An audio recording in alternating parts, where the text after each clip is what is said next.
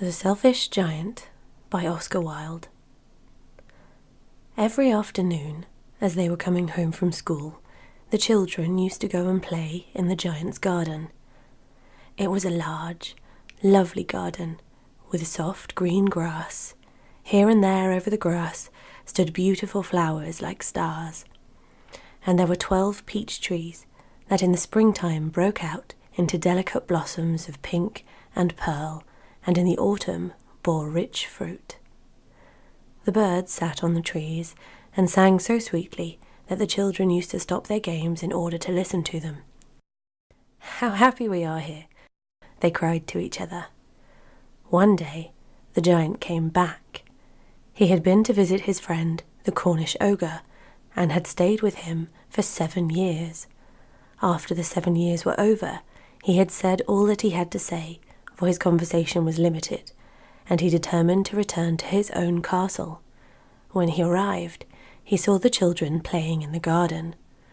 "What are you doing here?"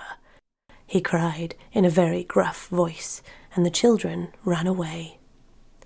"My own garden is my own garden," said the giant.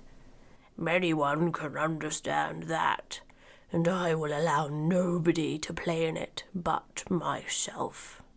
So he built a high wall around it and put up a notice board that said, "Trespassers will be prosecuted."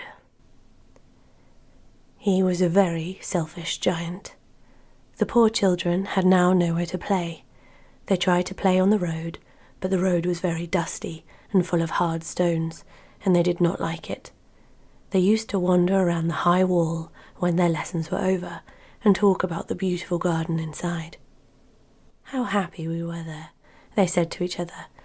Then the spring came, and all over the country there were little blossoms and little birds. Only in the garden of the Selfish Giant it was still winter. The birds did not care to sing in it, as there were no children, and the trees forgot to blossom. Once a beautiful flower put its head out of the grass, but when it saw the notice board, it was so sorry for the children that it slipped back into the ground again and went off to sleep. The only people who were pleased were the snow and the frost. "Spring has forgotten this garden," they cried, "so we will live here all the year round." The snow covered up the grass with her great white cloak, and the frost painted all the trees silver. Then they invited the north wind to stay with them, and he came. He was wrapped in furs, and he roared all day about the garden and blew the chimney pots down. "This is a delightful spot," he said. "We must ask the hail on a visit." So the hail came. Every day for 3 hours he rattled on the roof of the castle till he broke most of the slates, and then he ran round and round the garden as fast as he could go. He was dressed in grey, and his breath was like ice. "I cannot understand why the spring is so late in coming," said the Selfish Giant, as he sat at the window and looked out at his cold white garden. "I hope there will be a change in the weather." But the spring never came, nor the summer. The autumn gave golden fruit to every garden, but to the giant's garden she gave none. "He is too selfish," she said. So it was always winter there, and the north wind and the hail and the frost and the snow danced about through the trees. One morning the giant was lying awake in bed when he heard some lovely music. It sounded so sweet to his ears that he thought it must be the king's musicians passing by.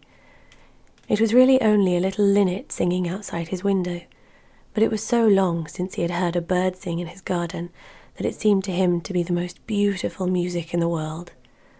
Then the hail stopped dancing over his head, and the north wind ceased roaring, and a delicious perfume came to him through the open casement. "I believe the spring has come at last," said the giant, and he jumped out of bed and looked out. What did he see? He saw a most wonderful sight. Through a little hole in the wall, the children had crept in, and they were sitting in the branches of the trees. In every tree that he could see there was a little child, and the trees were so glad to have the children back again that they had covered themselves with blossoms, and were waving their arms gently above the children's heads. The birds were flying about and twittering with delight, and the flowers were looking up through the green grass and laughing. It was a lovely scene. Only in one corner it was still winter. It was the furthest corner of the garden, and in it was standing a little boy. He was so small that he could not reach up to the branches of the tree, and he was wandering all around it, crying bitterly. The poor tree was still quite covered with frost and snow, and the north wind was blowing and roaring above it. "Climb up, little boy," said the tree, and it bent its branches down as low as it could, but the boy was too tiny, and the giant's heart melted as he looked out. "How selfish I've been," he said. "Now I know why the spring would not come here. I will put that little boy on the top of the tree, and then I will knock down the wall, and my garden shall be the children's playground forever and ever." He was really very sorry for what he had done. So he crept downstairs and opened the front door quite softly and went out into the garden. But when the children saw him, they were so frightened that they all ran away, and the garden became winter again. Only the little boy did not run, for his eyes were so full of tears that he did not see the giant coming, and the giant stole up behind him and took him gently in his hand and put him up into the tree.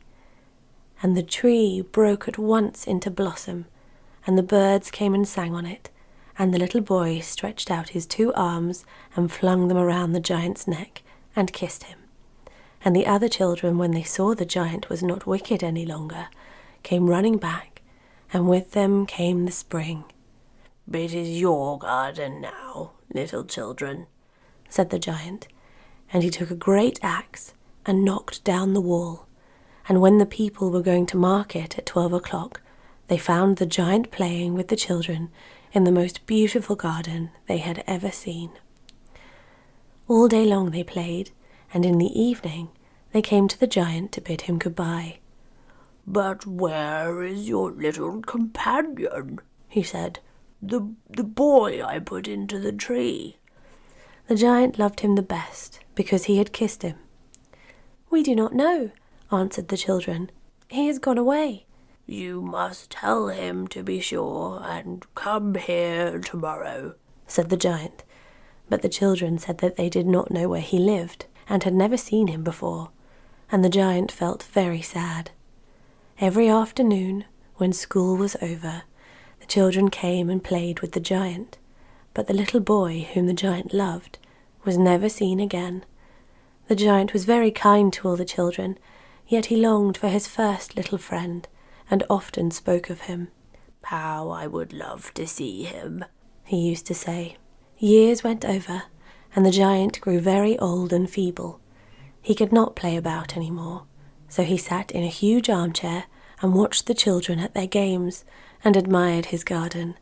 "I have many beautiful flowers," he cried, "but the children are the most beautiful of all."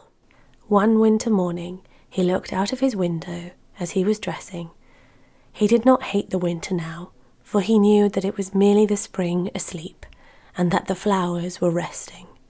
Suddenly he rubbed his eyes in wonder and looked and looked. It certainly was a marvellous sight. In the farthest corner of the garden was a tree quite covered with lovely white blossoms. Its branches were all golden, and silver fruit hung down from them, and underneath it stood the little boy he had loved. Downstairs ran the giant in great joy, and out into the garden he hastened across the grass and came near to the child. And when he came quite close, his face grew red with anger, and he said, "Who hath dared to wound thee?" for on the palms of the little child's hands were the prints of 2 nails, and the prints of 2 nails on the little feet. "Who hath dared to wound thee?" cried the giant. "Tell me, that I might take my big sword and slay him." "Nay," answered the child, "but these are the wounds of love." "Who art thou?" asked the giant, and a strange awe fell on him, and he knelt before the little child. And the child smiled on the giant and said to him, "You let me play once in your garden. Today you shall come with me to my garden, which is paradise." And when the children ran in that afternoon, they found the giant lying dead under the tree, all covered with white blossoms.